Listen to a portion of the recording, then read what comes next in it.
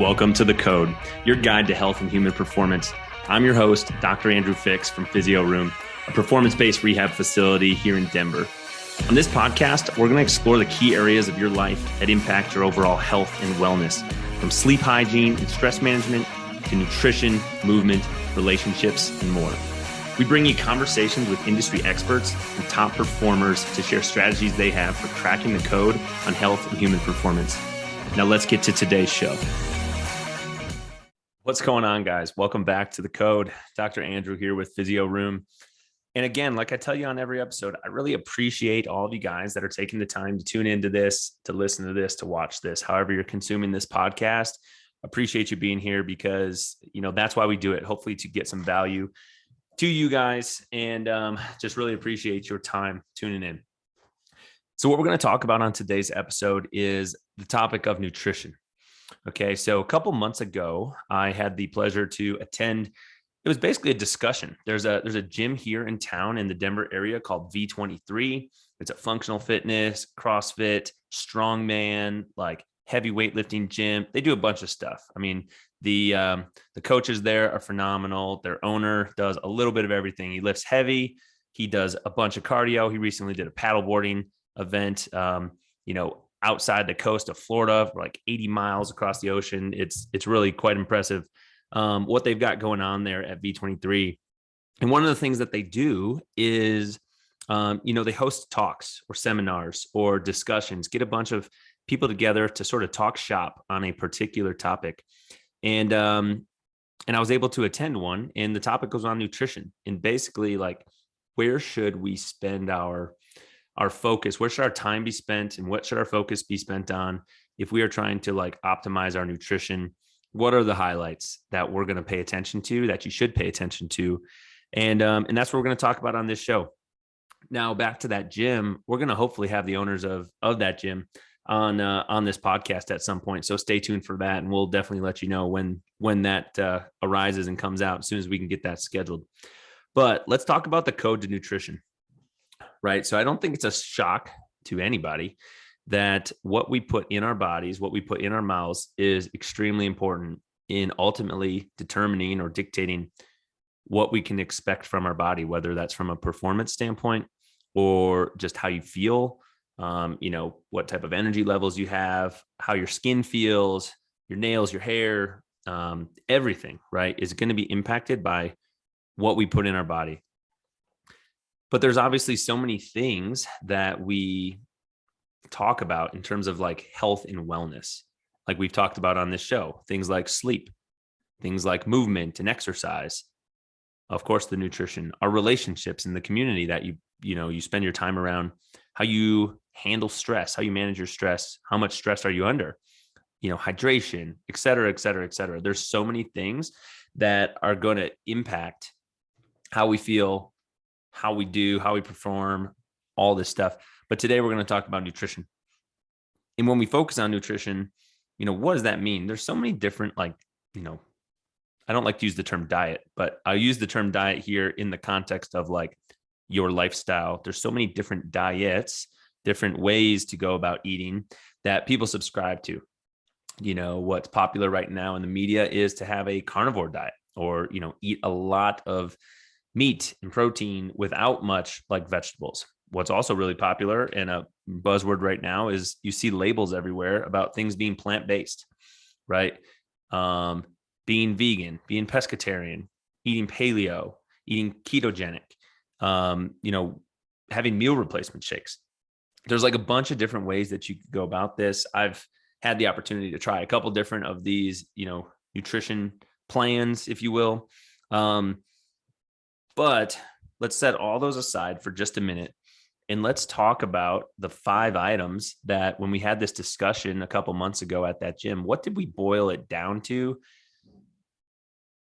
is most important, right? What did we boil down, regardless of what type of diet plan you want to subscribe to, like what is important for health and function and longevity of our body, what's going to make you feel good under most circumstances. Of course, everyone is just a little bit different.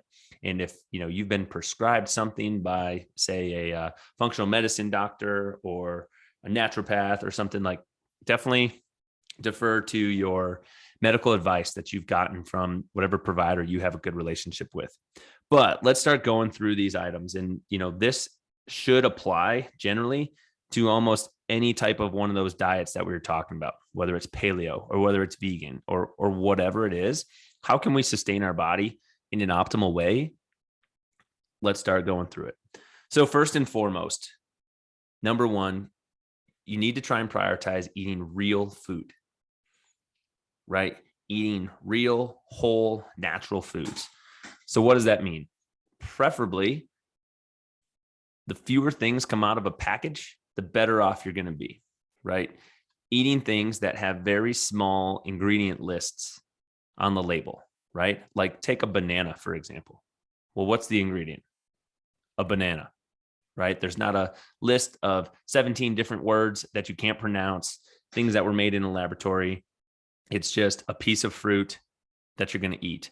Or, say you're eating some meat. Well, what's the ingredient? Meat, cow, pork, beef, like whatever it is. It's, there's not a bunch of different things on the label that are not real, whole, natural things. So no matter what type of diet plan you subscribe to, no matter what person you listen to, that is almost always one of the recommendations that's given. And it's probably the first one, like eat real food. And generally you're going to feel better because that stuff is natural. It's been around for many, many, many years. So that's what we've got to prioritize first and foremost, no matter what else you want to do. Okay. So if you're accomplishing that, secondly, where are you getting your protein sources and how much protein are you consuming? So protein is number two, right? Whether you're talking about maintaining a certain body composition, a certain aesthetic and looking a certain way, whether you're talking about maintaining strength, whether you're talking about preventing decline as you age and preventing muscle loss, sarcopenia as we age, protein is extremely important for all of these things. Protein is extremely important for satisfying or satiating us from an appetite standpoint. Protein digests a little bit slower in our system and is going to make you feel more full for longer. One of the other things about protein, as far as, we're on the topic of body composition, protein is going to help you maintain your level of muscle mass or potentially build muscle mass on your body. Now, that doesn't necessarily mean we're getting big and bulky or anything like that. I hear a lot of people say, well, if I eat too much protein, I'm going to get too bulky. If I lift too many weights, I'm going to get too bulky. Maybe we'll do another episode on that, but that's just simply not true. You physically cannot get big and bulky unless you are eating in a calorie surplus and you are putting on a lot of weight and doing the necessary strength training and recovery things in order to make that accomplish. Lifting weights and eating protein is not going to correlate necessarily to you getting bulky. There's a lot that goes into that. So don't be concerned about that. But having a little bit more lean muscle mass on your frame is going to ramp up your metabolic rate. Your body is going to burn more calories because muscle, the way we like to say it is muscle tissue is more expensive to our body than adipose tissue, than fat tissue. So it burns more calories to have more muscle on your frame than to not have more muscle on your frame. And for most people who are exercising, who are talking about different diets and things, at the end of the day, body composition and wanting to look and feel a certain way usually is part of that conversation. That's probably half the reason that a lot of people lift weights in the first place is because they want to look a certain way or they want to feel a certain way or be able to perform a certain way. There's not very many other reasons to exercise. Those are some of the highlights. So protein is going to help you accomplish that. It's going to help you burn more calories. So where are you getting your protein from? How much are you eating? A very general recommendation that gets given out there, which is much, much higher than the RDA by the Food and Drug Administration. What we like to suggest to people is approximately, if you're exercising, 1 gram of protein per pound of body weight. Now, that might seem like a lot.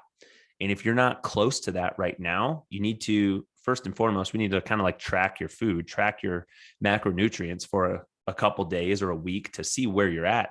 And then we can make recommendations for you based on that. But approximately 1 gram per pound of lean body mass, per pound of body mass. Or if you really want to get specific, we can, go through some testing to see what is your lean body mass compared to your fat mass in your body and your water weight and stuff. And then maybe we make it based on your lean body mass. But, I weigh approximately 185 pounds. I try to consume close to that amount of protein on a daily basis, at least 150, something that's going to help me make sure that I'm maintaining the muscle that I have, that I want to. One of the other things about kind of structuring your macronutrients around protein and having protein be the thing that you pay attention to, not instead of, but prior to paying attention to the fat and the carbohydrates, is if you're eating an adequate amount of protein, it is very challenging. It's not impossible, but it's more challenging for you to overeat on the other things, on the processed carbs, on the fat, because your body's going to be full. Your appetite's going to be full and satisfied from the protein that you're consuming, especially if you're getting that from good sources, right? So I don't recommend, probably nobody who knows anything about nutrition would recommend that you get all of your protein through synthetic like powders and stuff. Now, there's a time and a place for those things. I take a protein supplement because it helps me accomplish that number that I was just telling you about. But preferably, you want to get your protein through what we said in number one, through real food if you can, right? If your diet and your body allows you to do that. So whether that's through meat or whether that's through eggs or whether that's through, potentially some whole dairy sources, things that are not highly processed, those are going to have what's called a higher bioavailability, meaning that your body is going to be able to utilize the nutrients from that food more effectively than something that was built in a laboratory or made in a laboratory, right? Now, everybody has different intolerances or tolerances to certain foods. Of course, you have to do what works for you, but we would recommend when possible, the better the source, say we're eating meat, this ideally would be like a pasture-raised, grass-fed situation. But even if it's not, we still want you to be consuming your protein so that you can work that into your nutrition and help you reach the goals that you're trying to get. If you have any questions on that, we could talk all day kind of about that topic. So please fire them away. We're open to everyone's ideas here. So we're not saying one diet is better than another on this show. What we're doing is we are challenging our thought processes, and we are, we're making recommendations for people so that they can accomplish the things that they want to do. So after you eat real food, after you dial in your protein, one of the other more important things is decreasing or trying to virtually eliminate processed sugar that you are consuming, right? Think of things like donuts and candies and cookies and stuff that generally like comes in a package or has a lot of processing that goes into it and a lot of processed or added sugar. Think of things like, syrups or cereals, like things that have a bunch of added sugar to it. That's not natural to the food itself. It gets added in for flavoring and for taste because sugar is addictive, and then you eat it and you want more of it. Sugar is not good for us, especially when it's added to foods. Now, if you eat some honey or you eat a piece of fruit that has sugar that's naturally occurring in it, that is not the same thing that we're talking about with added sugars, right? It is not, going to have the same negative effects on your body to eat an apple that has some sugar as it is to eat a bowl of, there's 40 grams of added sugar to, say, a Coca-Cola or something like that. These are not the same thing. So trying to decrease or eliminate the processed sugar, I don't like to make guarantees, but I could almost guarantee you that if you go through a period of time where you eliminate those added sugars from your diet, I would be absolutely floored if you don't feel better, right? And this is something I'm still working on. It's challenging. It's challenging, you guys. So many things have that in there. So you got to be on the lookout for what you're eating, what it says on the label, what's added, what's not. But if you can do that from your diet and decrease the processed sugar, man, you're going to feel better, and you're going to have less inflammation in your body. You're going to likely start to sleep better. You're going to notice energy improvements, all of the things that we want. Okay. So number 4, we want to encourage what we call mindful eating, right? Mindful eating means that you're not just sitting in front of the TV, stuffing your hand in and out of the bag of chips or in and out of the package, and you're just eating away because you're bored, because you're watching a show or a game, but you're actually like taking the time to eat, enjoy that time that you're eating, and be mindful of, when are you starting to get full? What we recommend is eating until you're satisfied, not until you're full, because there's a slight delay in when we put food into our mouth, we chew it, it gets down into our stomach. There's a slight delay in when your brain processes and tells you that, okay, I am full. So a lot of times, if you just eat until you're satisfied, wait 15, 20 minutes, you're going to be full. And that delay is going to happen. But if you eat until you are already full, what most of us have probably experienced in the past is then you feel stuffed. Like you've ever been to a buffet and you've eaten to the point where you're like, I can't even look at another piece of food. And then you get home and you're like, oh my gosh, I'm so full. One of the times that I remember in my life that this happened to me the most was I did one of those like eating challenges, right? And what I ate, wasn't necessarily bad stuff. It was a huge breakfast. It wasn't like, a bunch of dessert or anything. There was a massive breakfast at this restaurant. And I had 45 minutes to complete this eating challenge. And it was like pounds of food. It was like eggs and meats and cheeses and potatoes. And it was just so much food. Excuse me. And man, you guys, I ate so fast for like 30 minutes and I was just absolutely stuffed. I finished like 3/4 of this meal and I could not complete the challenge. I did not win the t-shirt. I did not get my food paid for. I had to pay for it. And I was so full for the rest of the day. I mean, I was not hungry for lunch. I was not hungry for dinner. I just way overstuffed myself. So if you are mindful when you're eating, one, you'll enjoy food more because it'll actually be like, a time for you to sit down, put away some of the distractions, not be scrolling on Instagram the whole time, and just eat until you're satisfied, not until you're overly full. You're going to feel so much better. And at the end of the day, you're going to not overconsume calories that you don't necessarily need. Your body's going to give you the cues that are appropriate.